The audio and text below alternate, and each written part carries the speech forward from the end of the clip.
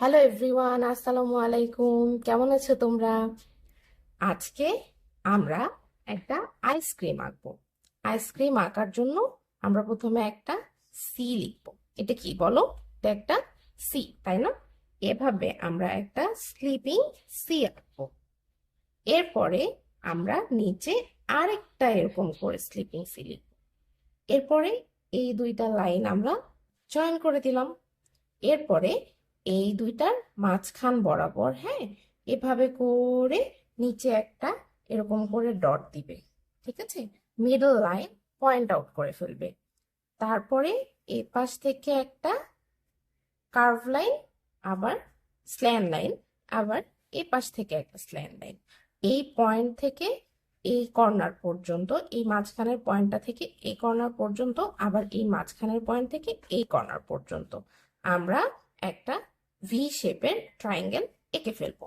এবার এই কর্নার থেকে এই যে মিডল পর্যন্ত আমরা এরকম একটা হাফ সার্কেল আঁকবো। তারপর আবার এই কর্নার থেকে আর একটা হাফ সার্কেল আঁকবো। এরপরে একটা ফুললি সার্কেলের মতো আঁকবো। এরপরে একটা ছোট্ট এরকম উপরে সার্কেল এঁকে এখানে একটা স্মাইল লাইন আর একটা হলো চেরি এঁকে ফেললাম। এবার দুইটা এরকম লাইন এঁকে মাঝখানে এরকম। এরপরে এভাবে ডাব্লিউ মতো বা এরকম আহ, করে এঁকে ফেলবো। এরপরে এখানে ক্রস আঁকবো আমরা। এখানে কিন্তু অনেকগুলো ক্রস আঁকবে না, 5টা দিতে পারো। 1, 2, 3, 4, 5। আবার এই পাশেও আমরা 4টা, 5টা বা 6টা, এর বেশি দিবে না। এরকম 1, 2, 3, 4, 5, এরকম 5টা ক্রস এঁকে ফেললাম। আমাদের আইসক্রিম আঁকা ডান। আচ্ছা, এবার আমরা সাইন পেন করব। তোমরা চাইলে সাইন পেন করতেও পারো, আবার যদি চাও যে তোমরা কালার করার পরে ব্ল্যাক কালারের পেন্সিল কালার দিয়েও বর্ডার করতে পারো।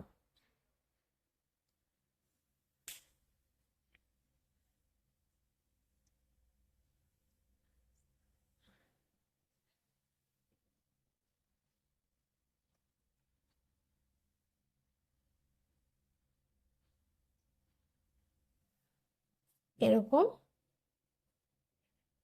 সাইন পেনটা একটু ধীরে ধীরে করতে হবে, না হলে পচা হয়ে যাবে।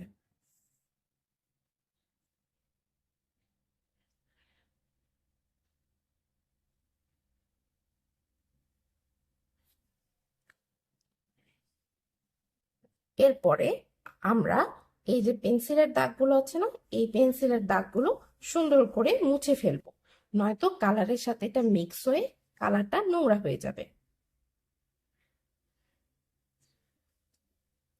আচ্ছা, এবার আমরা আসো কালার করে ফেলি।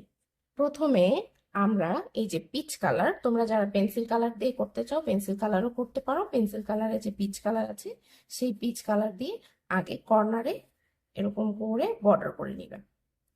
আর যারা প্যাস্টেল দিয়ে করতে চাও তারা প্যাস্টেলও করতে পারো। আবার কেউ যদি চাও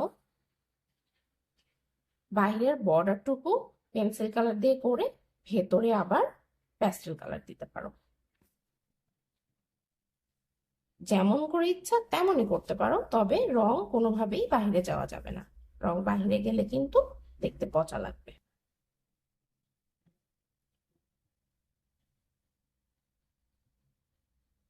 এই যে আমাদের পিচ কালার করা শেষ। এরপরে এইগুলো তোমরা ইচ্ছা মতো কালার করতে পারো, ইচ্ছা মতো ফ্লেভার দিতে পারো। আমরা আমরা প্রথমে এটা আসো স্ট্রবেরি ফ্লেভার করি।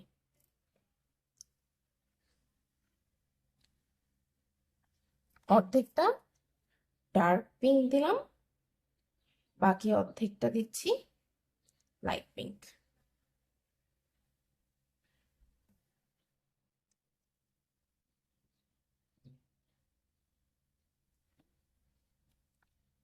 তারপরে তোমরা চাইলে অরেঞ্জ ফ্লেভার দিতে পারো।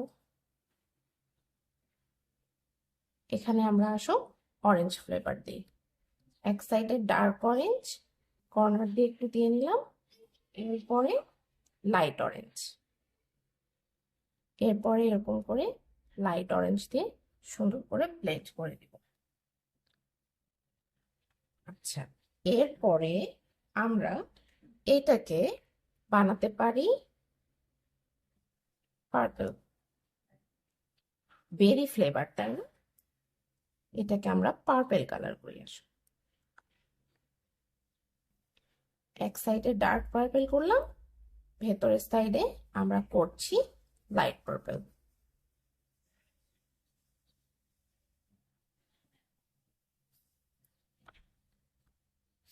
আচ্ছা, এই যে এইগুলো তোমরা চাইলে এগুলো ব্রাউন করতে পারো, আবার চাইলে অন্য যে কোনো কালার করতে পারো।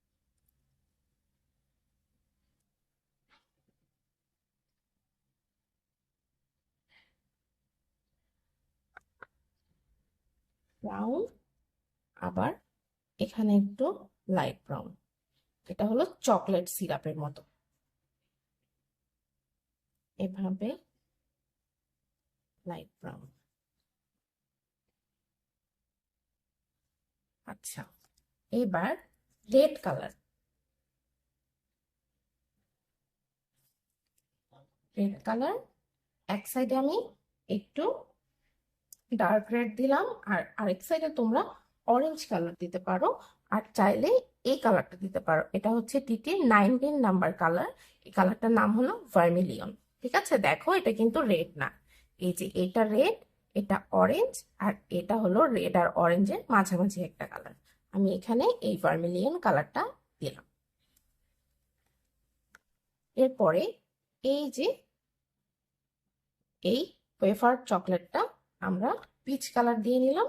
এবার আমরা কর্নারটা করব ব্রাউন কালার দিয়ে।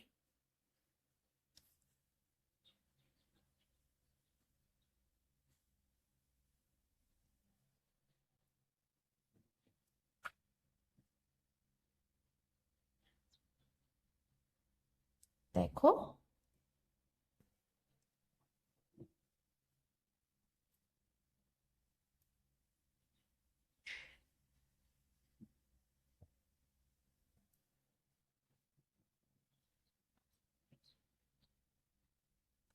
এই যে ক্রস গুলো পাঁচটা পাঁচটা করে দিয়েছিলাম চারিদিকে, তাই না? দুই পাশেই পাঁচটা করে দিয়েছিলাম।